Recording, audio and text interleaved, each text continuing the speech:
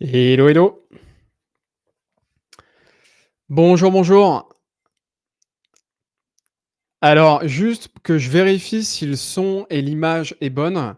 Est-ce que vous pouvez me dire si, vous me voyez bien et vous m'entendez bien, s'il vous plaît? Alors, est-ce que vous m'entendez? Est-ce que vous me voyez? Dans le chat, si possible, de me répondre là-dessus, ouais. Super. Au top, merci Joseph. Au top, merci Cassim. Nickel. Améline aussi qui nous dit: «Parfait». Cassim: «Yes, all good». Édouard: «Son OK». Julien: «Parfait». Ouais, on a investi dans un petit micro là pour vous les amis. Donc j'espère que le son est au top. Nickel, nickel. On va attendre, allez, on va dire 5 minutes pour vraiment bien, attendre tous les participants, alors il y a 280 participants à ce live-là. De manière générale, on est à 50 de personnes vraiment qui participent et qui sont là pendant le live, donc ça va être assez cool. Heu, alors déjà, première question, si vous pouvez me dire d'où est-ce que vous venez? Ouais, d'où est-ce que vous venez là, de Paris, de France ou alors, peut-être dans les pays limitrophes, la Belgique, la Suisse, voilà. Si vous pouvez me dire, d'où est-ce que vous venez, ce serait cool. De Rennes pour Joseph. Ah là là, nos amis. Marc aussi, ouais, qui nous entend bien. Super. Toulouse, pour Amine. Ah là là, dans le sud. Rennes aussi. Putain, il y a la mafia de Rennes là ou quoi? Paris, OK, Lyon, super. Tanger au Maroc. Eh ben, ah là là, on a nos amis marocains là. Roubaix aussi. France, à Marseille. Orléans pour Maxime. Angers, OK. Ah Thomas, super. Chambéry, du Mali aussi. Annecy aussi pour Caroline. Ah bah là, on a plusieurs régions en France, donc ça, c'est plutôt cool. Et le live, justement, nous permet de nous réunir, tous. OK, Brest, Marseille, Chambéry, à fond la Bretagne. À fond les Bretons. OK. Bon, bah, super. Super, super. Tac. Bon, bah, écoutez, on est good, on va commencer, hein, à voir ça. Donc je mets de côté le chat. Donc aujourd'hui, globalement, le sujet, c'est, votre plan d'action et donc on vous a donné vraiment un plan d'action pour prendre des rendez-vous et prouver votre potentiel, ne serait-ce qu'à vous, mais également à, votre direction. OK? Donc la conférence, elle commence maintenant. Alors juste dans le chat, est-ce que vous pouvez me dire quelle est votre expérience en prospection? En termes de niveau, me dire, bah, si vous êtes, débutant, si vous êtes, intermédiaire ou si au final vous êtes confirmé, en termes de prospection et votre poste. Me dire également si, vous êtes SDR dans une, organisation, dans une entreprise ou si vous êtes entrepreneur. Bref, voilà, me dire votre niveau et votre poste, ce serait nickel pour commencer et pour savoir à qui je m'adresse. Allez, c'est parti, allez-y.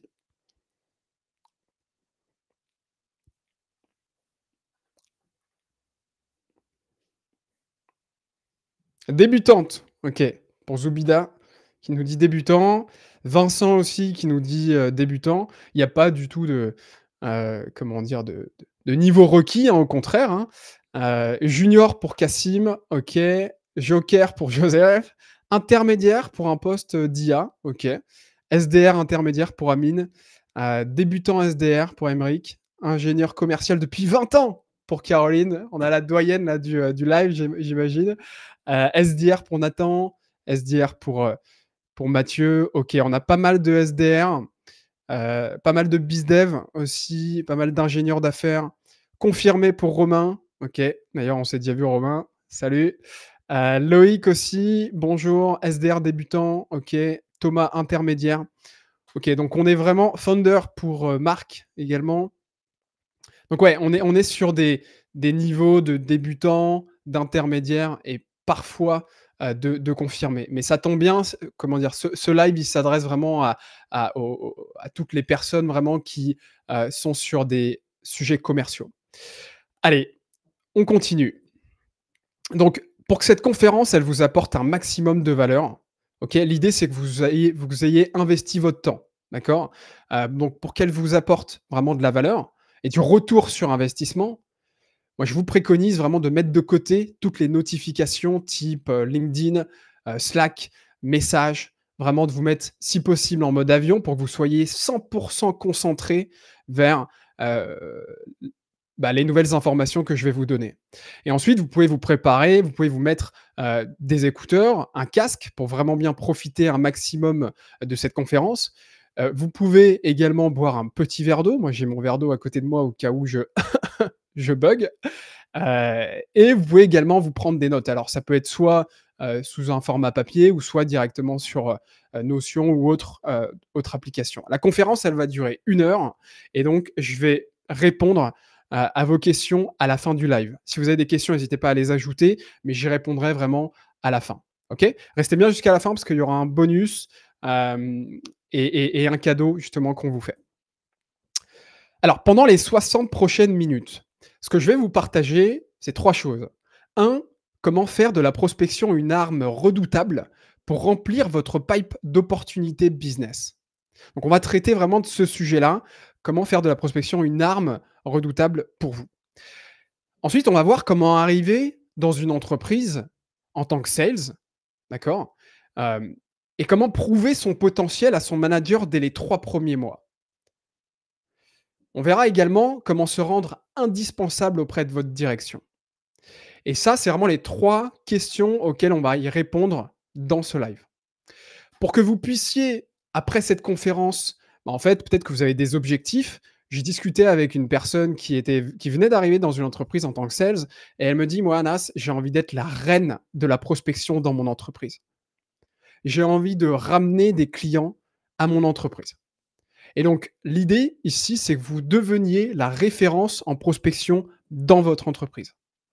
Et après, si vous êtes commercial, globalement, c'est ou entrepreneur, globalement, c'est fait pour gagner de l'argent également. Qu'on se le dise. Donc, l'idée, c'est que vous ayez vos primes et que vous gagnez vos primes et vos commissions. OK? Et ensuite, vous puissiez également augmenter le chiffre d'affaires de votre entreprise. Et je vous le dis, hein, si vous arrivez dans une entreprise et que vous augmentez le chiffre d'affaires, votre manager ou votre directeur, il va vous regarder avec les yeux doux, hein. Ça, c'est clair et net, hein. C'est une loi universelle, hein. Et tout ça, même si vous n'avez pas encore d'expérience en prospection avant. Et c'est pour ça que je répondais tout à l'heure à toutes les personnes qui m'ont dit débutant ou junior, même si vous n'avez pas forcément d'expérience en prospection, c'est fait également pour vous. OK? Donc, si vous êtes globalement sales dans une entreprise, donc SDR, BDR, business developer, business manager, ingénieur d'affaires, bref, il existe énormément d'intitulés de postes pour définir le poste de commercial. OK? Donc, si vous êtes commercial dans une entreprise et que vous devez ramener des clients, ou si vous êtes manager, donc manager une équipe de sales, sales manager, head of sales, head of BDR. Je sais qu'il y a, quelques head of BDR qui font partie justement de, ce live-là. Ou si vous êtes indépendant et donc indépendant, ça veut dire entrepreneur, CEO et globalement vous avez une fonction commerciale parce que vous devez ramener des clients à votre entreprise. Ce live, il est fait pour vous et donc vous êtes au bon endroit. Alors qui suis-je? C'est peut-être que vous vous posez la question de dire, «Attends, c'est qui ce gars? Qui est-ce qui, enfin, comment dire?» heu, donc qui suis-je globalement? J'ai toujours été commercial, business manager, business developer pour des entreprises. J'ai été commercial chez Dalkia et Dalkia, je faisais de la prospection terrain. Là, pour le coup, il y avait pas du tout, tous les nouveaux outils qui ont émergé aujourd'hui comme Casper, Lusha et cetera. On était vraiment sur de la prospection de terrain, où là, pour le coup, je devais aller rencontrer mes clients en direct. J'ai aimé, Mais pour le coup, je voulais aller sur des cibles un peu plus, high level. High level, quand je dis high level, c'est d'aller m'adresser à, des cibles type des DRH, des directeurs financiers, bref, des plus grands directeurs dans une entreprise. Et donc je suis allé dans un cabinet de conseil. Un cabinet de conseil en ressources humaines. Et je suis arrivé dans l'entreprise, j'y connaissais rien du tout. Je connaissais pas le métier, je connaissais pas ce que l'entreprise faisait, d'accord? Hem et j'y connaissais pas grand chose en termes de prospection, non plus. Donc je savais pas par quel, chemin passer, OK? Et pareil, l'entreprise m'a recruté, mais globalement, je suis arrivé en tant que premier commercial dans l'entreprise et quand j'ai jeté un petit coup d'œil sur la base de données, sur le CRM, je me suis dit: «Ouh là, on n'est pas dans la mouise».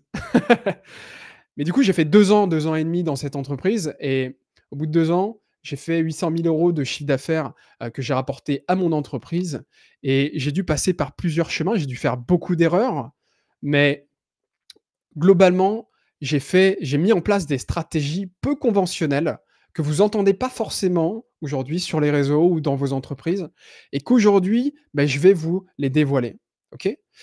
Par contre, la plus grosse des frustrations que j'avais, c'était sur la partie base de données, où en fait, on savait à qui on s'adressait, mais par contre derrière, la base de données, elle était soit obsolète, soit c'était pas les bonnes personnes et on avait du mal à avoir leurs coordonnées directes. Et donc là, à partir de ce moment-là, je me suis associé avec une personne qui s'appelle Sylvain, OK? Que vous voyez également sur les réseaux, et qui est, la personne technique, qui est techniquement très, très bon et qui utilise plein d'outils différents pour, nous faciliter la tâche, nous en tant que commerciaux, pour derrière pouvoir générer des rendez-vous qualifiés avec les bonnes personnes. Donc on s'est associés et on a créé Lead Panda. Et Lead Panda, donc ça fait 2 ans, on fait plusieurs choses. Un, on accompagne les entreprises à redéfinir leurs cibles dans leur prospection. 2, on les accompagne également à faire des bases de données chirurgicales, et d'avoir les coordonnées téléphoniques et les coordonnées directes de leurs interlocuteurs. Et 3, on les accompagne également à prendre des rendez-vous pour eux. On a pris des rendez-vous pour plusieurs, types d'entreprises, et je vous montrerai un peu, avec quel type d'entreprise juste après. Et là, dernièrement, ce qu'on fait, c'est qu'on a réuni toutes les compétences et toutes les méthodologies qui fonctionnent auprès de nos clients pour, former, accompagner, coacher, des commerciaux et des entrepreneurs, pour qu'ils puissent réussir dans leur prospection. Voilà globalement ce qu'on fait. On a accompagné plus de 75 entreprises dans leur prospection. On accompagne une entreprise comme l'Express à, comment dire? Prospecter sur des grands comptes.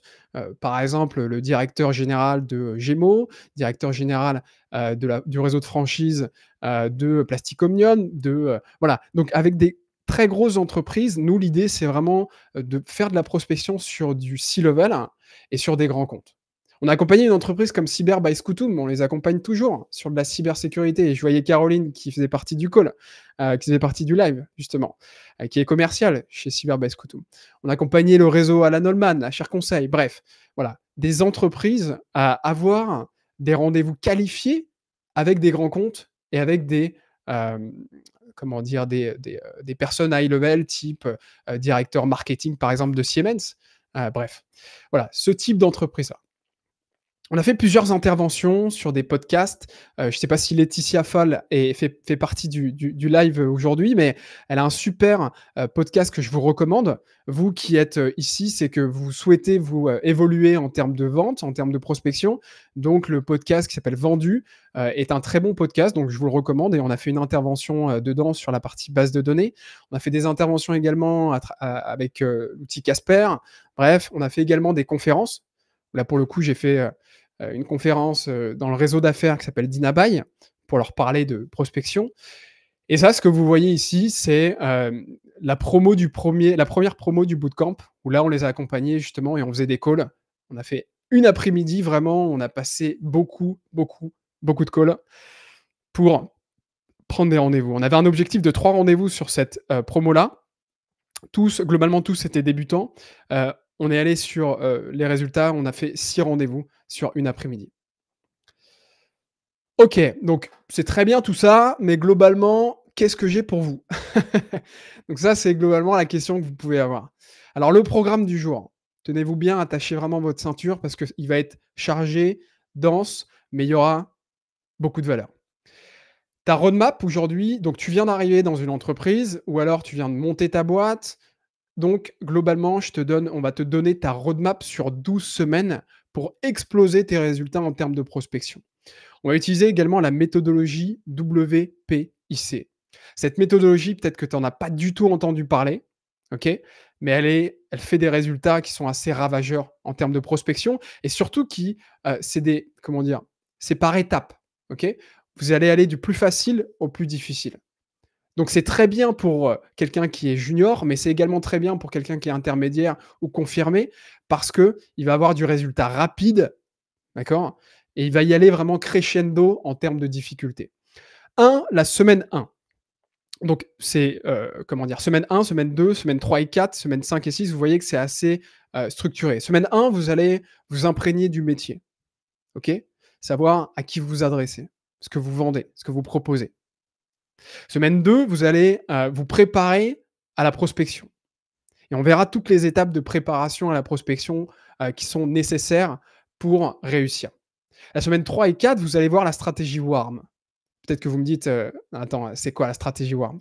Bah, je vous expliquerai vraiment tout ça à travers la semaine 3 et 4. La semaine 5 et 6, vous allez faire une stratégie de partenariat. En tout cas, c'est ce qu'on vous préconise. La semaine 7 à 12, là, pour le coup, on arrive sur une stratégie cold. Donc, vous voyez qu'il y a une roadmap sur 12 semaines et qu'on va y aller de manière crescendo. Et pour le coup, le prérequis qu'il faut faire, c'est que si vous êtes sales dans une entreprise, il faut absolument consulter également votre manager pour mettre en place cette stratégie. OK? Donc à la fin du call, on vous enverra, comment dire? Ce replay et donc également ce document pour que vous puissiez mettre en place cette stratégie et aller voir votre manager pour lui, donner son accord. Ensuite, à la fin du live, vous avez un bonus et une série de questions-réponses. Allez, on est chaud, on y va. Donc on va commencer par la semaine 1. Vous venez d'arriver dans une entreprise et vous savez pas du tout, ce qu'ils font ou alors vous avez une vague idée, mais globalement, l'objectif pour vous, ça va être de comprendre ce que propose votre entreprise. De comprendre la technique, donc les fonctionnalités, d'un outil par exemple, les prestations, de services, par exemple. De comprendre également le marché, mais de comprendre vos futurs clients et ça, c'est le plus important. S'il y avait un seul focus sur cette, pardon, semaine 1, ça va être de comprendre vos futurs clients. Comment ils parlent? Comment ils réfléchissent? Comment ils s'adressent? Qu'est-ce qu'ils disent? Et ça, c'est hyper important. La pire erreur qu'on peut faire en tant que commercial, c'est d'être focus sur les fonctionnalités techniques de ses prestations ou de son outil, mais de ne pas s'adresser finalement à son client. Donc vous voulez savoir comment eux parlent, comment eux fonctionnent. Ça, c'est le plus important, vraiment, dans votre prospection. Donc la mission que vous allez avoir, ça va être de détecter et de recueillir les pain points et les désirs de vos futurs clients. J'appelle ça les verbatims. Les verbatims, globalement, c'est les mots-clés que vont utiliser vos clients. On veut pas s'adresser à un boucher comme on s'adresse à un médecin. D'accord? Donc si on a une cible, comment dire? Qui a des mots-clés, qui a des verbatims, on veut réutiliser ces mots-clés, ces verbatims pour leur faire comprendre: «OK, je parle comme vous, en fait». Et on se positionne en tant que consultant expert. On reverra ce positionnement juste après. Mais là, vraiment votre mission, votre focus, ça va être de recueillir ces pain points et les désirs de tes futurs clients. Donc, action, vous voyez que les semaines sont sous plusieurs, parties. Vous avez l'objectif, votre mission et vos actions. Et les actions, première action, ça va être d'inviter tes collègues à te parler de leurs projets clients. Quand je suis arrivé chez Altea, je comprenais rien du tout à ce qu'ils faisaient. C'est un métier qui était hyper compliqué. C'était comme si je déménageais de la France et que j'allais en Chine et que je devais avoir un nouveau langage. C'est une nouvelle langue. Donc, comment on s'adapte Comment on essaye de parler avec cette nouvelle langue-là? Moi, je suis allé interviewer, j'ai fait des interviews, ce que j'appelle des interviews, je suis allé interviewer mes collègues, 30 minutes, vraiment, dans mon agenda, avec, Jean-Sébastien, 30 minutes avec le manager, 30 minutes avec le commercial et cetera, pour leur dire: «OK, comment vous accompagnez vos clients aujourd'hui? Heu, le client, il avait quel besoin avant qu'il fasse appel à nous? C'était quoi les mots-clés du client? C'était quoi ses objectifs? Comment on a pu l'aider? Quels sont les résultats qu'on a eus avec eux?» Et vraiment votre, comment dire? Hem, cet investissement-là sera hyper bénéfique pour que derrière vous puissiez avoir des bonnes, études de cas et que vous puissiez, bah, parler avec vos clients. Donc ça, c'est la première chose à faire. Invite vraiment tes collègues à te parler de leurs projets clients. Ensuite, ce que tu peux faire, c'est aller étudier la concurrence. OK? Étudier, ton marché de manière globale. OK, comment se positionne, mon concurrent? Quels sont les mots-clés qu'il va utiliser? OK, pourquoi il utilise ces mots-clés? Donc je vais aller voir sur son site web.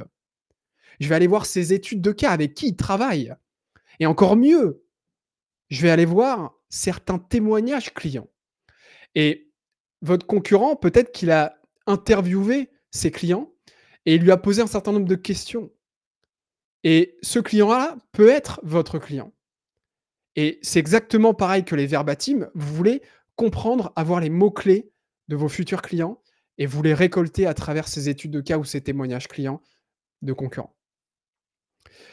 La troisième chose que tu peux faire, c'est aller écouter et apprendre les études de cas et les témoignages clients de ton entreprise. C'est mon directeur général qui me disait: «Nous, on vend ce qu'on vend, c'est des histoires. On est des faiseurs et des raconteurs d'histoires. On raconte des histoires et ce qui fait vendre, c'est ça, c'est une storytelling, c'est une histoire et la plus belle des choses que tu peux faire en t'imprégnant du métier, c'est d'apprendre au moins 5 études de cas. Une étude de cas, c'est une entreprise auquel tu as accompagné et ils avaient des enjeux, vous les avez accompagnés à travers des prestations et vous les avez accompagnés à avoir des résultats. Donc tu veux nous donner cette histoire-là. Comment tu les as accompagnés? Quels sont les enjeux qu'ils avaient? Quels sont les résultats que tu as, obtenus avec eux? Quand je dis toi, pardon, c'est ton entreprise et tout le monde s'en fout de savoir ce que tu fais. Tout le monde s'en fout de savoir ce qu'on fait. Mais quels sont les accompagnements qu'on a pu proposer? Quels sont les résultats qu'on a pu avoir avec nos clients? Et la première semaine, vraiment, tu veux écouter et apprendre tes études de cas. Donc choisis-en 3 à 5 et apprends-les par cœur et tu verras que ça va être bénéfique dans ton pitch, pendant les autres semaines. Ensuite, tu veux également demander à ChatGPT, ça c'est Sylvain qui le fait très bien, mais vous pouvez également le faire, demander à ChatGPT de te briefer sur le marché, sur le domaine, sur comment parlent tes clients et cetera. Donc moi, ce que je fais, c'est qu'on prend, le site internet, on prend tout le contenu du site internet et on demande à ChatGPT, bah, nous faire justement une étude, de cible, sur nos clients et cetera. Ça, pour le coup, ChatGPT peut, te faire un bon, comment dire? Une bonne étude, de tout ça. Si tu veux avoir, certains prompts et cetera, tu peux nous envoyer un message, on y répondra. OK, donc ça, c'est ta semaine 1, globalement. Donc à travers toutes ces actions-là, vraiment, tu t'es imprégné du métier, tu as compris quels sont les verbatims de tes clients et tu sais comment, leur parler et comment les titiller globalement sur les pain points. Ensuite, on va aller sur la semaine 2. La semaine 2, on va préparer sa prospection. Il y a trop de commerciaux aujourd'hui qui se disent: «OK, moi, je vais prospecter tous les DRH des PME en région lyonnaise». C'est vraiment un exemple, OK? Et donc en fait, ils oublient quelque chose qui est hyper important et sauf que leur cible aujourd'hui, quand tu es sur ce type de cible-là en mode cold, bah, elle est pas assez bien identifiée. Tu as pas assez bien travaillé ta cible. Ça, je le vois directement, toutes les entrepreneurs ou même les commerciaux qui se disent: «OK, nous, notre cible, c'est les DRH, notre cible, c'est les PME ou notre cible, c'est les DRH des PME, dans la région lyonnaise». C'est pas assez bien travaillé en termes de ciblage. Ton discours, il est beaucoup trop généraliste. Il faut vraiment voir la vérité en face, et je faisais cette erreur également au tout départ, mais il faut aller dans la précision. Et donc en fait, à travers cette, comment dire? Cette cible-là, les DRH des PME en région lyonnaise, comme c'est pas assez bien identifié, comme le discours il est trop généraliste, et ben, la plupart des commerciaux, ils vont se casser les dents et ils font face à des montagnes d'objections. Donc aujourd'hui, nous, ce qu'on veut, c'est vraiment y aller crescendo en termes de difficulté et préparer sa prospection pour qu'à chaque appel, on ait une opportunité et vous verrez comment. L'objectif ici, ça va être de définir son ICP. ICP, c'est l'Ideal Customer Profile. Quel est votre ciblage chirurgical? Donc là, en termes d'entreprise et le persona, c'est les bonnes personnes dans ces entreprises-là. Et les bonnes personnes, bah, c'est un poste en l'occurrence. DRH, directeur, des, financiers, directeur marketing, directeur commercial. Et justement, là, l'idée, ça va être de les comprendre et parler le même langage qu'eux. Donc c'est vraiment ça votre objectif, ça va être de parler le même langage qu'eux et de mettre le point sur un ciblage chirurgical. Donc l'objectif, c'est ça. La mission, ça va être de définir la cible. L'ICP et le persona. Quel est l'ICP et le persona qui a le plus besoin de tes services aujourd'hui? Faut vraiment le réfléchir comme ça. Qui a le plus besoin de toi aujourd'hui? À qui tu apportes le plus de valeur? Et l'idée, ça va être de comprendre ces problèmes, leurs désirs, pour justement derrière pouvoir créer ton pitch. Et tu vas créer ton pitch avec les verbatims que tu auras recueillis précédemment. Tout ça a un sens en fait. Le fait de s'imprégner du métier, de comprendre comment eux parlent, comment eux fonctionnent, quels sont les verbatims, et derrière tu vas les intégrer pardon, dans ton pitch. Donc les actions que tu peux faire pour mener à bien cet objectif-là, ça va être un, tu peux analyser ton CRM pour détecter les meilleurs clients de ton entreprise. Donc tu as fait une étude, comment dire, de tous tes clients, globalement dans ton entreprise et tu peux aller jeter un petit coup d'œil sur ton CRM. Peut-être que ton entreprise utilise un CRM et tu peux filtrer sur les clients et savoir parmi ces clients-là, qui sont les meilleurs clients. Quand je dis qui sont les meilleurs clients, c'est à qui tu apportes le plus de valeur et globalement, qui est-ce qui t'achète le plus? Qui a le plus besoin de toi? Et ça, tu peux demander à ton CRM, tu peux demander également à ton manager. Bref, là, l'idée, ça va être de détecter tes meilleurs clients. Ensuite, tu peux également demander à ChatGPT. Vous voyez que l'IA fait intégralement partie, peut faire partie également de votre stratégie, en termes de prospection. Donc tu peux demander à ChatGPT les cibles qui sont les plus pertinentes pour ton entreprise. Peut-être que tu as déjà une idée, mais ChatGPT est très bon pour te faire ressortir d'autres idées auxquelles tu n'aurais pas du tout pensé. Ensuite, tu peux, heu, continuer avec des interviews. Là, l'idée, c'est de faire une interview. Une interview, comme je l'ai dit tout à l'heure, c'est, comment dire? Pas du tout un but de vente. Tu es pas du tout dans une logique de vente pour l'instant.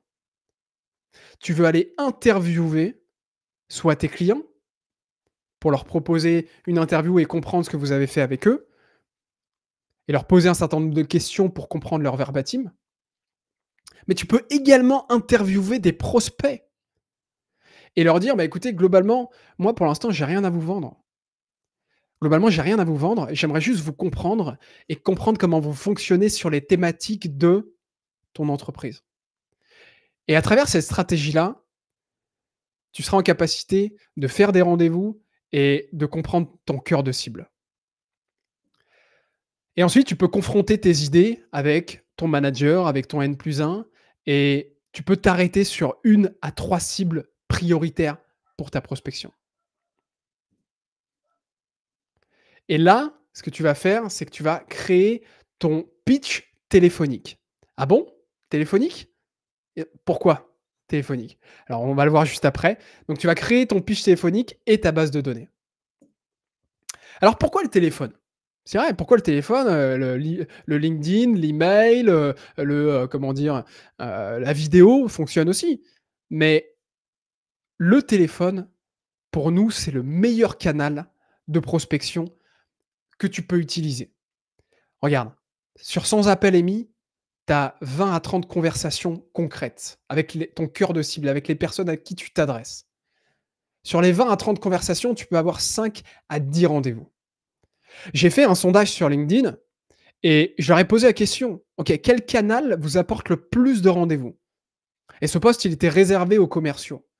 Et tu vois que dans ce sondage-là, donc il y a 210 votes, hein, donc c'est assez représentatif, 74 des gens ont voté pour le cold calling.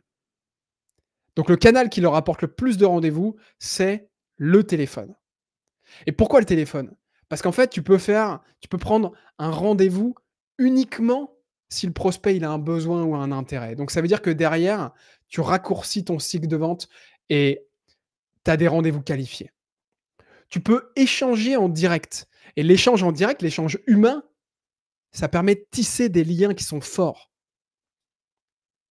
Et ce qui est intéressant avec le téléphone, c'est que tu as un retour direct s'il y a un besoin ou s'il y en a pas. Si tu t'adresses bien à ton client ou si tu as un discours trop généraliste. Si ton client, il te comprend ou s'il te comprend pas. Et donc, tu testes pas 1000 scénarios à travers les emails ou le LinkedIn, et cetera. C'est direct, en fait. C'est tangible. Et quand le process, il est bien fait, tu peux avoir entre 5 et 10 rendez-vous par, jour de prospection. Maintenant, ce qu'on va faire, c'est qu'on va aller se fixer des objectifs. Toi, en tant que SDR, ou en tant que sales, ou en tant que manager, ou en tant que, entrepreneur, il faut te fixer des objectifs, globalement. Comment se fixer des objectifs en termes de prospection?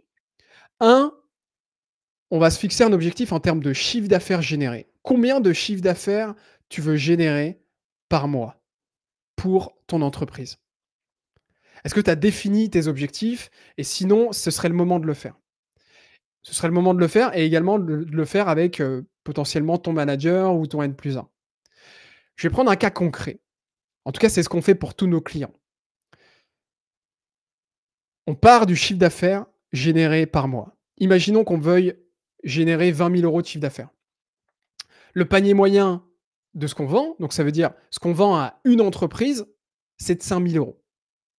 Donc ça veut dire qu'il nous faudrait 4 clients pour faire les 20 000 € de chiffre d'affaires. OK? Donc 4 clients pour faire, 20 000 € de chiffre d'affaires. On a pris une base pessimiste de 20 de taux de closing. 20 de taux de closing, ça veut dire que sur 10 rendez-vous, tu fais 2 closings. OK? Donc ça veut dire qu'il te faudrait 20 rendez-vous par mois. OK?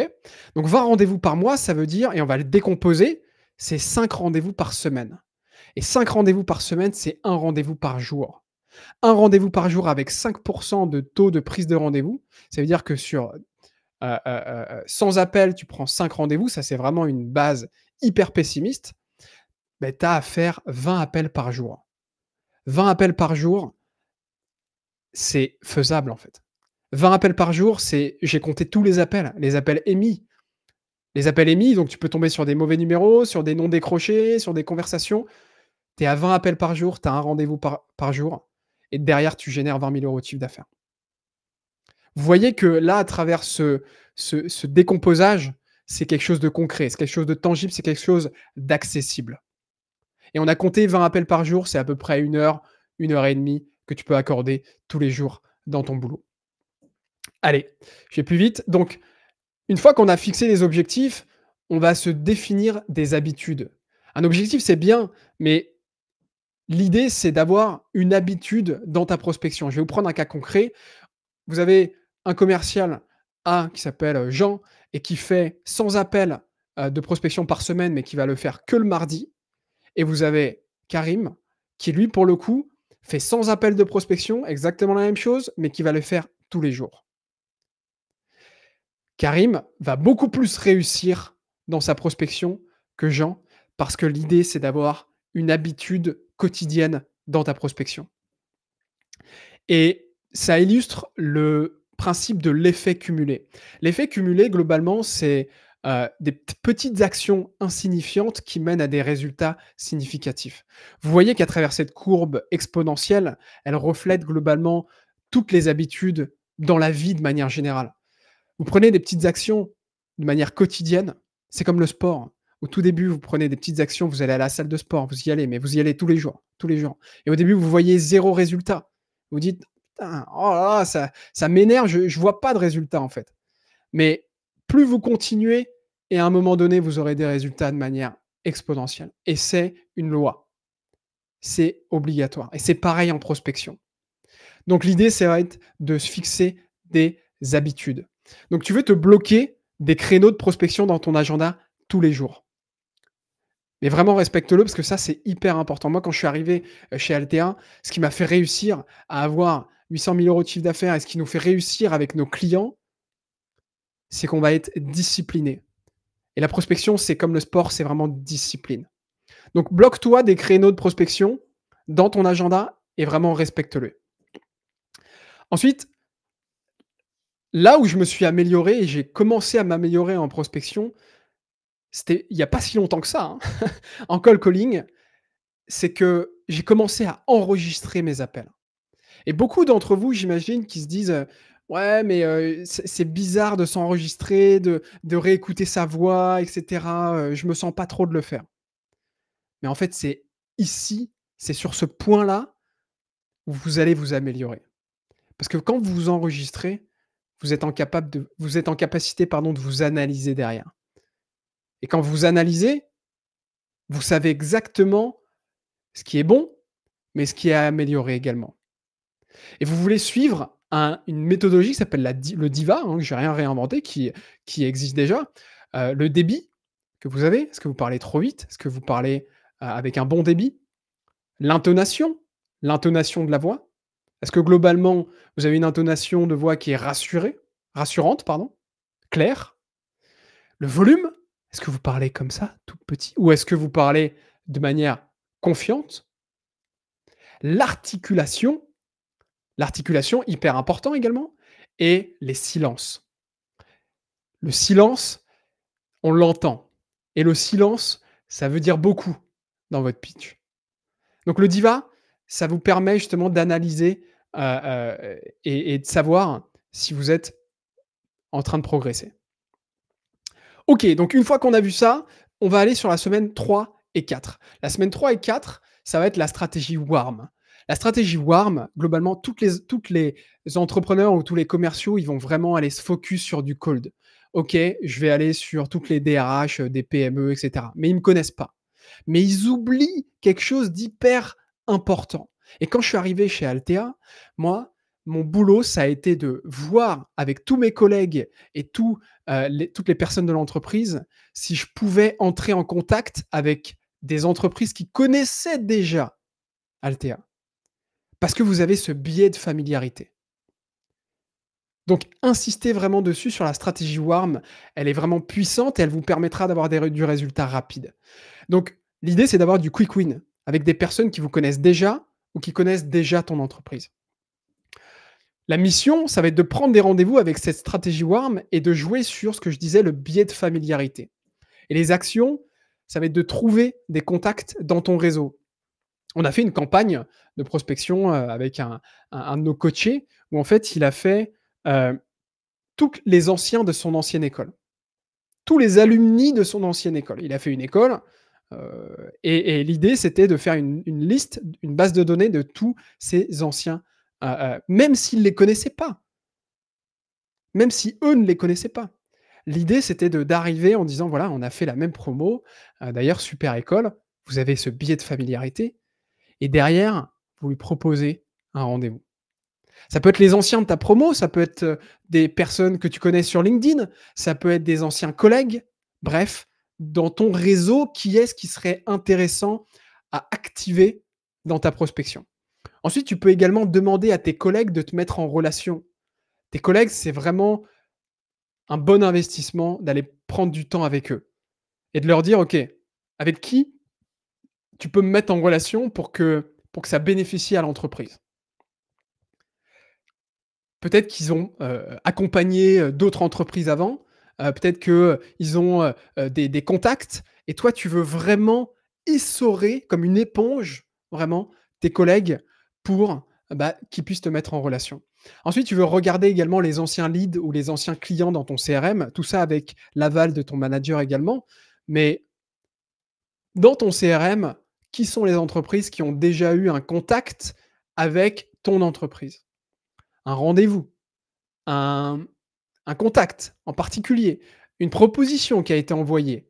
Bref, l'idée, c'est de réactiver ces leads-là parce qu'ils te connaissent déjà. Et là, ce que tu vas faire, c'est que tu vas créer une liste de personnes à réactiver qui connaissent de près ou de loin toi ou ton entreprise et tu vas les appeler pour proposer des rendez-vous. Ça, c'est la stratégie warm. On passe maintenant à la stratégie partenariat, le WP. Et la stratégie partenariat, qu'est-ce que c'est? C'est une autre étape qui te permet de monter crescendo vers l'accomplissement de tes objectifs. Et je vous prends un cas concret, quand on a monté Leadpanda, on a monté Leadpanda et en fait, on s'est spécialisé vraiment sur le ciblage et sur la partie base de données. Donc on s'est dit: «OK, on va aller voir, toutes les entreprises qui auraient besoin de notre service». Et on s'est rendu compte qu'en fait, les plus entreprises qui auraient le plus besoin de notre service, c'était des entreprises qui faisaient de la génération de rendez-vous et la génération de leads. Parce que ces entreprises-là s'adressaient à la même cible que nous et avaient besoin de nos bases de données. Et donc, on est allé voir toutes ces entreprises de génération de leads pour leur proposer d'intervenir en commun sur des cas clients. Et ça a été, comment dire? L'une des stratégies qui nous a apporté le plus de clients. Parce que vous les prospectez une fois, vous avez un rendez-vous avec eux, vous leur expliquez ce que vous faites et derrière, ils vous oublient pas et ils vous ramènent des leads et des rendez-vous chauds sans pour autant avoir besoin encore de prospecter. Donc la stratégie partenariat, il y a beaucoup de personnes qui la mettent de côté, mais ceux qui la mettent en avant réussissent. Donc ça, c'est vraiment l'objectif. La mission, ça va être de trouver et de contacter des partenaires pour, bah, faire un contrat d'apport d'affaires ou alors faire de la marque blanche. Il y a une différence entre les 2. L'apport d'affaires, c'est une personne qui va vous apporter, comme le nom l'indique, hein, un business, une affaire et donc vous allez lui envoyer une commission dessus. Une marque blanche, c'est une entreprise qui prend en compte, votre outil ou votre prestation pour, bah, justement l'intégrer à, son panel et pour, vendre à son client ce que vous proposez. OK? Donc il y a 2 manières différentes de voir les choses. À vous de voir avec, votre manager, votre directeur, bref, ou vous-même, si vous êtes entrepreneur, qu'est-ce que vous mettez en place? Donc les actions, c'est vrai, vous vous dites: «Bah, OK, pas de souci, pourquoi pas faire un truc de partenariat», mais quels sont les partenaires à mettre en avant?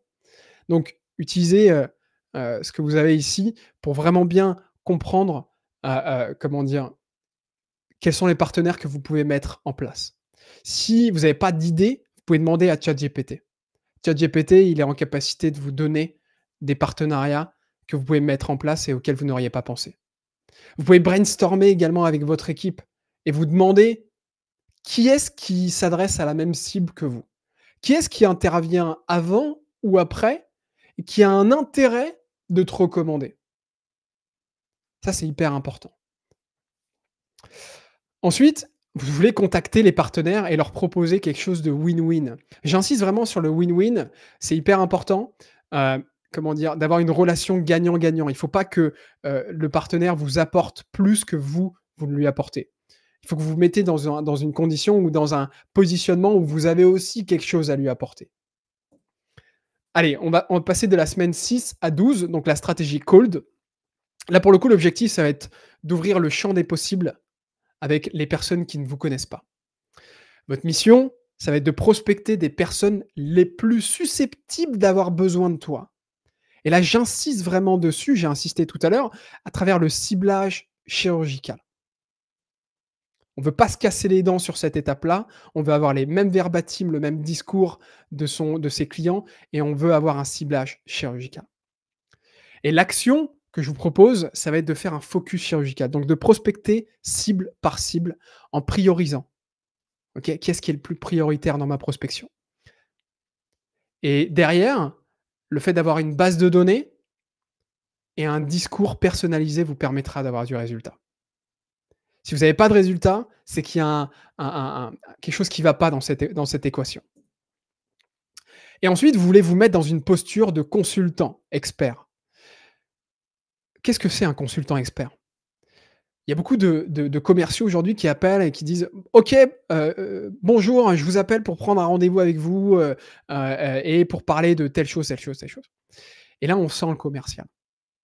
On sent à vue de nez qu'il pense à sa commission. On sent le commerce. Alors que quand vous arrivez et que vous vous positionnez en tant que consultant expert pour comprendre leurs enjeux, leurs besoins et de leur dire globalement que vous avez déjà accompagné des entreprises dans le domaine et que vous avez retrouvé des patterns, vous avez retrouvé des choses qui sont similaires à eux, ben, en fait, on vous écoute. On vous écoute et vous êtes plus un commercial, vous êtes un consultant. Et c'est un peu la technique du check-up call qu'on a inventé chez Leadpanda, où en fait, nous, on fait plus de call calling, on fait du check-up call. Et je vous expliquerai un peu plus en profondeur ce que c'est. Donc, et là, pour le coup, bah, sur la stratégie cold, on revient sur les interviews. Tu peux également commencer par des interviews si besoin pour comprendre ton persona. Et ensuite, bah, derrière, après les interviews, tu auras compris ton persona, tu auras vu tes mots-clés, les verbatims, et tu pourras retravailler encore une fois ton pitch sur les retours terrain. OK? Et derrière, une fois que tu auras retravaillé ton pitch, donc derrière, tu pourras passer des calls et suivre tes KPI. Les KPI, c'est exactement ce que je vous avais partagé dans les objectifs, mais c'est globalement les appels émis, les appels décrochés, combien de conversations vous arrivez à avoir avec votre cœur de cible et combien de rendez-vous vous obtenez. Et derrière, vous pouvez suivre, si vous closez, le nombre de rendez-vous, le nombre de closing, et cetera. Mais suivre ces KPI, c'est hyper important pour savoir où est-ce que ça pêche. C'est exactement pareil qu'un engrenage. L'engrenage, la première roue, la deuxième, la troisième, s'il y a une roue qui ne fonctionne plus, ça verrouille tout le mécanisme.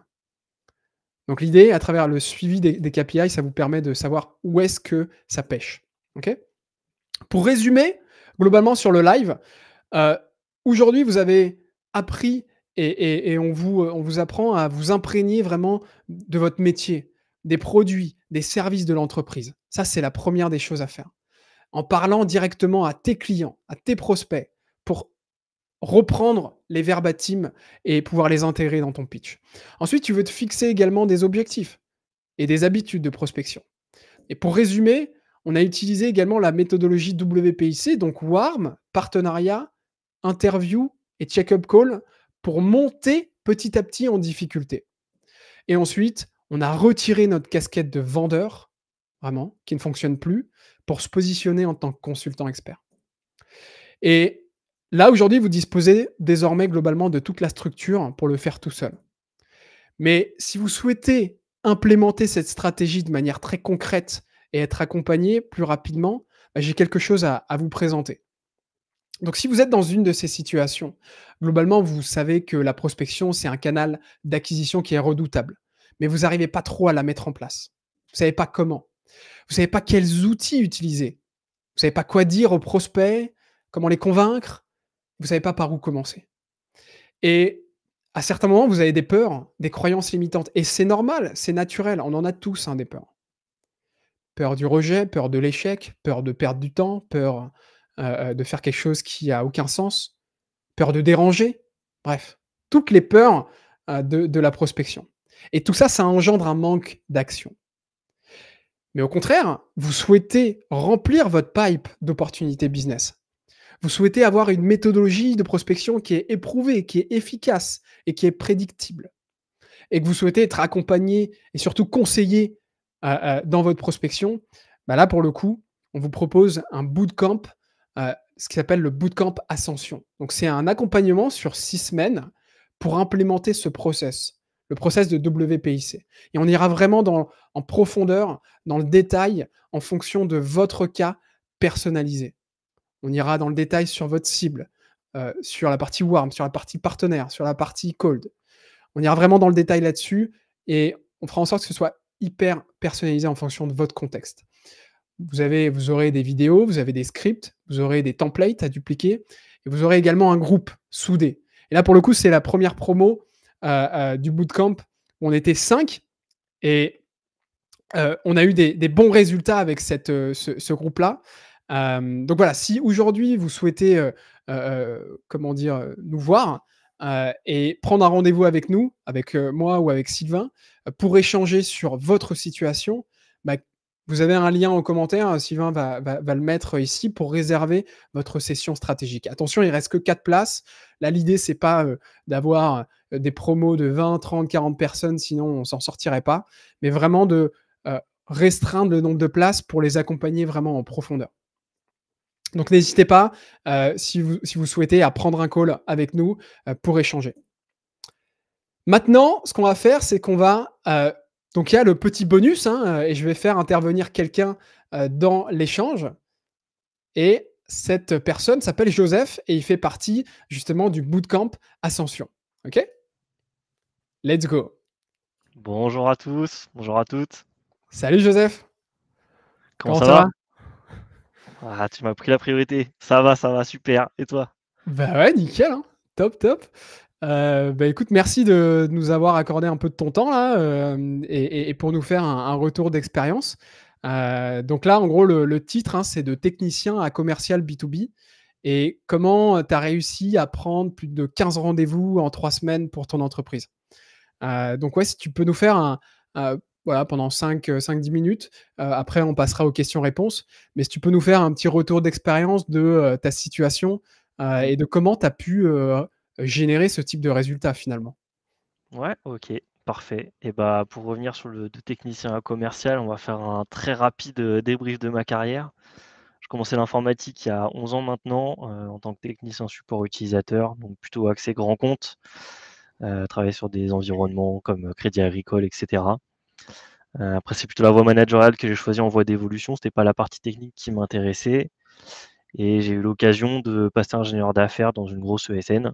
Hem, Problème pour moi dans cette partie commerciale, c'est que, bah, qui dit grosse ESN dit des clients déjà implantés et finalement, tout le commerce que je faisais, c'était quasiment exclusivement du foisonnement.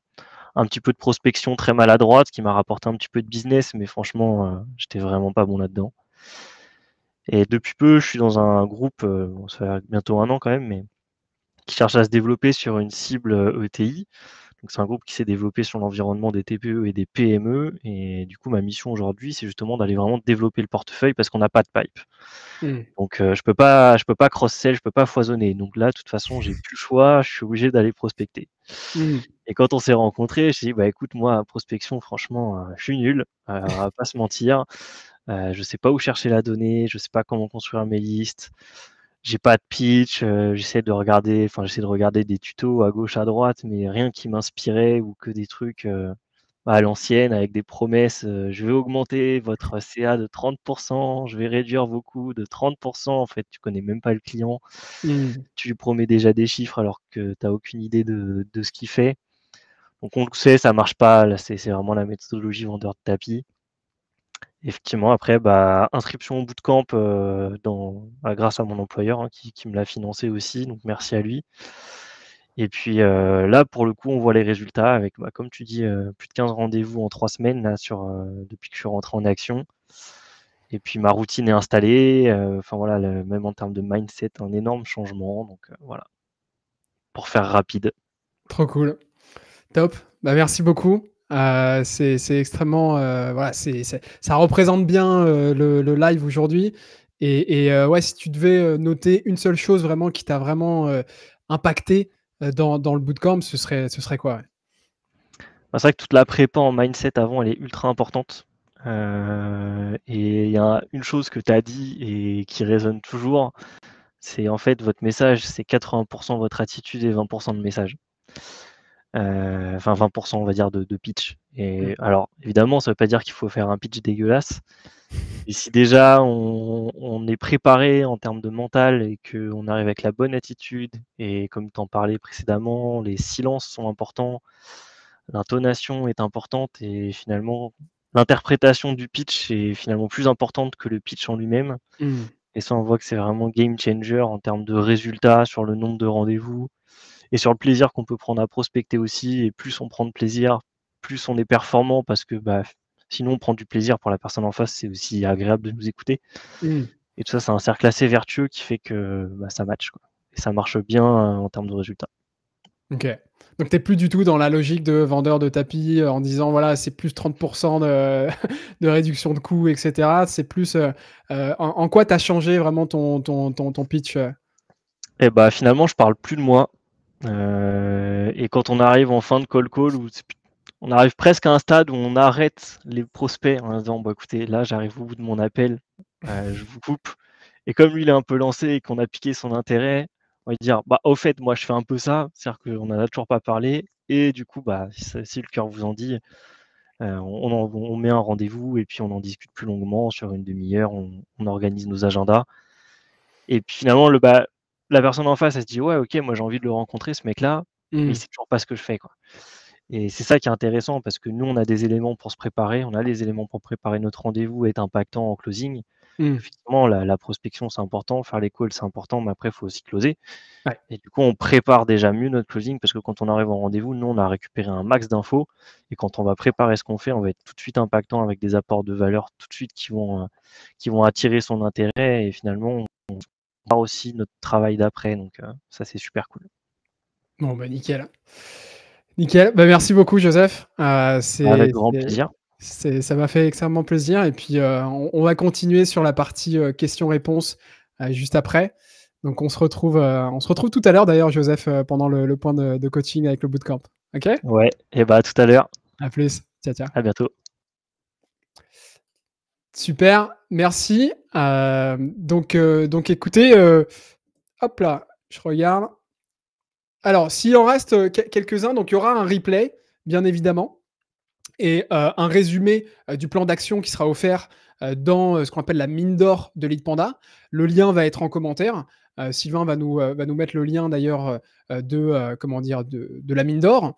Donc n'hésitez pas à reprendre, vraiment tout ça et à tête reposée et à revoir le replay. Le replay, il sera aussi sur YouTube, pour le coup, donc vous aurez accès. Il y a Si vous voulez avoir plus de vidéos, ne serait-ce que pour picorer un peu du contenu, hésitez pas à aller sur YouTube. Là, aujourd'hui, on a vraiment lancé la chaîne YouTube, donc il y a à peu près 40 abonnés, c'est tout petit, mais vous me ferez extrêmement plaisir. S'il y a une chose pour laquelle vous pouvez me faire plaisir, c'est vraiment de vous abonner sur la chaîne YouTube. Ça va nous permettre de faire connaître cette chaîne, de démocratiser un peu plus le business, le commerce, pardon, business développement en France et vraiment d'arrêter d'avoir ce positionnement vendeur de tapis, comme le disait Joseph juste avant, mais de se positionner vraiment en tant que consultant expert et à l'écoute de ses clients. Donc, allez sur YouTube, tapez Lead Panda, Lead Panda, et abonnez-vous vraiment à cette chaîne, ça nous ferait extrêmement plaisir. Si vous voulez aller encore un peu plus loin, vous pouvez accéder aux coulisses et aux secrets sur notre canal WhatsApp. Donc, c'est un groupe. Pour l'instant, il y a 144 personnes qui font partie de ce canal et comment dire, on publie de plus en plus de contenu pertinent pour vous. Les liens sont aussi en commentaire. OK, maintenant on va passer aux questions-réponses. Il nous reste 2 minutes, mais on peut aller jusqu'à 5, 10 minutes si vous le souhaitez. Je vais ouvrir le chat et si vous avez des questions, n'hésitez pas à les poser ici, s'il vous plaît. Alors je revois un peu en haut les questions. OK, donc Eddy qui dit: «Je dois aller en rendez-vous client, est-ce qu'il y aura une rediffusion?» Ouais, il y aura une rediffusion, donc il est sur la mine d'or de Lead Panda. Quand on parle de prospection, cela ne se limite nécessairement aux appels téléphoniques, n'est-ce pas? Non, ça se limite pas forcément aux appels téléphoniques. La prospection, c'est, globalement aller parler avec votre cœur de cible, avec, des prospects. Donc vous pouvez très bien le faire, comment dire?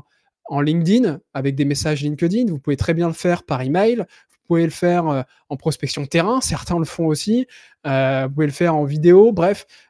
Mais nous, ce qu'on préconise vraiment, c'est la partie, téléphonique, ce qui nous permet d'avoir le plus de résultats. OK, Amine qui dit, «Quand tu parles de session de call, tu intègres dedans tes relances?» Ouais, bah, écoute, c'est hyper intéressant, alors en call calling, c'est vrai que vous avez votre liste de bases de données et vous appelez, OK? Vous appelez pour avoir, vos rendez-vous et à certains moments, dans la prospection, vous avez une personne, je vous prends un cas concret, vous avez une personne et elle vous dit, «Ah non désolé, c'est peut-être pas le bon moment, est-ce que vous pouvez me rappeler la semaine prochaine?» Et donc vous le notez dans votre CRM. Si vous avez un CRM, c'est encore mieux. Si vous avez un Google Sheet ou un Excel, vous pouvez très bien le noter là-dessus en disant: «Bah, OK, il faut que je rappelle cette personne la semaine prochaine pour, échanger avec lui». Et globalement, pendant votre autre session de call calling, et ben vous reprenez, ces relances-là, ce qu'appelle Amine, les relances, pour, bah, lui proposer des rendez-vous. Ce qui est très bien, c'est que vous avez déjà eu une conversation, ne serait-ce que rapide avec lui ou elle, et ça vous permet, bah, d'avoir ce petit biais de familiarité que je vous disais juste avant, en disant: «Voilà, on se connaît déjà, on s'est déjà eu au téléphone rapidement», et cetera. Et c'est encore mieux quand vous avez un contexte en particulier. Je vous prends un cas concret, j'ai appelé une dame qui me dit, «Bah, écoutez, je suis désolé, je peux pas vous parler maintenant, j'emmène mon fils, à son match de tennis». Et donc je lui dis: «OK, pas de souci, bah, écoutez», et donc je rigole avec elle, bah, j'espère qu'il va gagner, je lui envoie toute ma force et je me note de la rappeler. Mais quand je me note de la rappeler, je note également qu'elle était en match de tennis et quand je la rappelle, je lui dis: «Bah, voilà, bonjour, bah, écoutez, la dernière fois que je vous ai appelé, vous étiez en match de tennis, alors il a gagné votre fils?» et cetera. Donc vous avez vraiment ce biais de familiarité, il faut jouer là-dessus en termes de call calling. Ah, j'espère que ça répond à ta question, Amina. Amine qui repose une question: «Combien de sessions de call call vous recommandez par jour et la durée de celle-ci?» En fait, ça dépend des objectifs. Hem, le tableau des objectifs que je vous ai montré juste avant, heu, c'est quoi les objectifs en termes de chiffre d'affaires? C'est quoi les objectifs en termes de rendez-vous? Et derrière, ça découle à un objectif en termes de nombre d'appels et le nombre d'appels va découler en termes de temps que tu devrais consacrer à la prospection. C'est un calcul qui est fait, et le nombre de sessions de call calling va dépendre de tes objectifs que tu t'es fixés. Xavier qui dit: «Bonjour, est-ce que vous vous adressez uniquement à des entreprises françaises?» Alors c'est une bonne question. On a une entreprise, là actuellement qui fait partie de nos clients et on travaille en France. On travaille également pour le marché francophone de manière générale, donc le Canada. On a appelé des prospects au Canada, ce qui nous a, fallu, mettre en place des outils pour avoir un numéro de téléphone canadien et cetera. On a prospecté en Belgique, on a prospecté en Suisse. Pour l'instant, vraiment dans le marché francophone. On a, l'ambition d'aller sur, l'international. Pour l'instant, on n'est pas encore, armé pour aller sur des pays comme l'Espagne, comme, l'Angleterre et cetera. Donc, voilà, c'est en devenir. Sophia qui met: «Dernière petite question, combien d'appels devons-nous faire par jour? On m'a mentionné qu'environ une vingtaine d'appels par jour pourraient être nécessaires pour obtenir des résultats». Bah, c'est un peu la même question que Amine. C'est vraiment ça découle de vos objectifs. Combien de rendez-vous vous voulez avoir? Et si tu veux avoir un rendez-vous, je te conseille de faire 20 appels par jour avec un taux de transfo à peu près, 5 comme je le disais tout à l'heure. Donc voilà, ça dépend vraiment des objectifs que tu te fixes et derrière, plus ton objectif il est haut et plus ton nombre d'appels il sera haut. Mais si ton objectif il est de, 1 ou 2 rendez-vous, bah, finalement, ça te donne 20-30 appels par jour. Donc voilà, ça dépend de là-dessus et ça dépend du temps aussi que tu as accordé, à faire de la prospection. Mais tout ça se décompose vraiment en détail et voilà. Anaïs, pour les interviews, tu recommandes une invitation à tester ou à faire un feedback ou poser une question au prospect? C'est hyper intéressant là sur les interviews. Je vais prendre un cas concret, on a accompagné une entreprise et en fait, ils avaient aucune idée, ils n'arrivaient pas à générer des rendez-vous, parce que leur outil était basé sur des hypothèses. Il n'était pas basé sur des besoins clients. Donc ils se sont pas, accordés au marché. OK? Donc ce qu'on a fait, c'est qu'on est allé proposer des interviews avec notre cœur de cible et c'était des directeurs marketing pour leur proposer une interview et d'avoir leur feedback d'experts sur notre solution et sur notre outil. Et de savoir également quels sont les outils qu'ils vont eux-mêmes utiliser. Et quand vous arrivez avec un positionnement comme ça, la personne, elle se dit: «OK, ça va pas être un rendez-vous, ultra commercial où en fait, il va me présenter le truc pour me closer derrière» et il arrive en me disant qu'il veut avoir mon avis d'expert. Donc moi, ça me valorise en tant que prospect. Donc OK, je suis OK pour prendre un rendez-vous avec vous et pour vous dire globalement ce que j'en pense. Donc ça, les interviews, vraiment, c'est hyper important, hyper intéressant pour comprendre votre site, pour comprendre comment il fonctionne, leurs pain points et je vous prends un cas concret, par exemple, pour cette entreprise-là. À certains moments, on a fait des interviews et comme on était centré sur eux, à la fin, le prospect nous dit: «Bah, écoutez, on a fait une super réunion. Je pense que vous avez très bien compris comment on fonctionne. J'ai vraiment envie de comprendre. J'ai vraiment envie de savoir comment l'outil va évoluer parce que j'ai un besoin dedans». Et donc, on a continué dans le cycle de vente. Donc, les interviews, c'est très bien pour vous, pour reprendre le pitch, et cetera. Mais à un moment donné, ça a aussi des retombées d'un point de vue business. OK. Abdelhakim qui met: «Serait-il possible de rentrer en contact avec toi après ce live? Je t'ai ajouté à mes contacts». Oui, tu peux rentrer en contact avec moi avec grand plaisir. Tu peux aller sur le site internet et prendre rendez-vous avec nous ou tu peux, également à travers le lien qu'a envoyé, Sylvain, prendre un rendez-vous avec, nous, pour échanger, directement. OK? Estelle, je n'ai pour l'instant pas d'outil de prospection. Je démarre sur une feuille blanche, création de poste. Pensez-vous, qu'un outil de prospection est obligatoire pour être performant? Alors ça dépend, Estelle, ça dépend de comment dire? De ce que tu veux mettre en place. Si tu veux mettre en place une campagne d'emailing, là pour le coup, c'est ça peut être intéressant d'avoir un outil de prospection. Mais si tu veux faire comme l'Emlist ou la grosse machine ou autre, mais si tu veux faire du cold calling, là pour le coup, tu peux juste utiliser un outil que tu as dans ta poche là, j'imagine là, ou sur ton bureau qui s'appelle le téléphone. Par contre, avant, il faudra, mettre une base de données, avoir des outils pour, faire ta base de données et cetera et là, pour le coup, bah, ouais, il y a quelques outils, qui te permettent, d'automatiser ça et d'avoir une base de données, chirurgicale.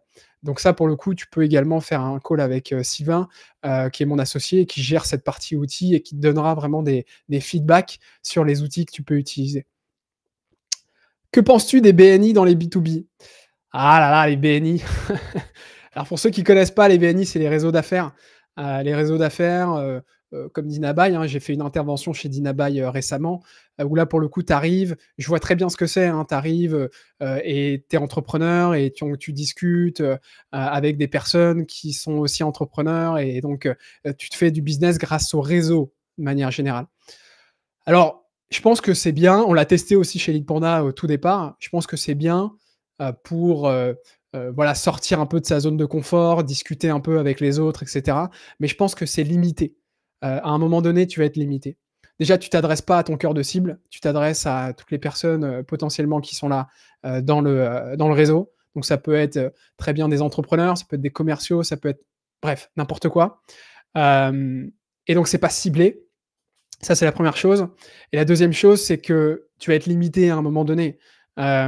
Tu vas être limité parce que, ces personnes-là, enfin, il y a pas énormément de personnes dans le réseau et donc tu vas être limité par le nombre de personnes qu'il y a déjà et puis la troisième chose, c'est que moi, j'ai beaucoup entendu dire, que, donc des personnes qui ont fait partie de ce réseau, que, le business finalement, il se fait pas de manière, directe. Il se fait sur du long terme donc voilà, si tu es prêt à investir sur du long terme, pourquoi pas? Mais voilà, ça a certaines limites, de faire, des réseaux d'affaires, comme le BNI. OK, je vois qu'il y a d'autres questions. Alors Amine, j'ai répondu à 3 de tes questions. Je vais répondre aux autres et peut-être que je reviendrai, ensuite sur ta question. Vincent, alors, quand on fait du cold call, c'est mieux d'utiliser un 06 ou un numéro fixe? Super intéressant. Alors on a onboardé des alternants là actuellement qui travaillent et je pense qu'ils nous regardent et qui ont commencé sur du numéro, fixe. Je pense que c'est bien de commencer sur du numéro fixe parce que, heu, les 06 globalement, on est sur des numéros professionnels, mais vous avez beaucoup de numéros personnels aussi. Donc quand vous appelez un directeur marketing et que vous n'avez jamais fait de prospection et qui vous dit: «Attendez, vous êtes sur mon numéro perso, comment vous avez eu mon numéro là?» et que vous savez pas trop quoi répondre et que vous faites bombarder d'objections et que derrière, ça vous met dans l'embarras, bah, en fait, il faut y aller crescendo. OK? Donc crescendo, commencez par, si vous n'avez jamais fait de prospection, commencez par le numéro fixe en demandant d'avoir la bonne personne.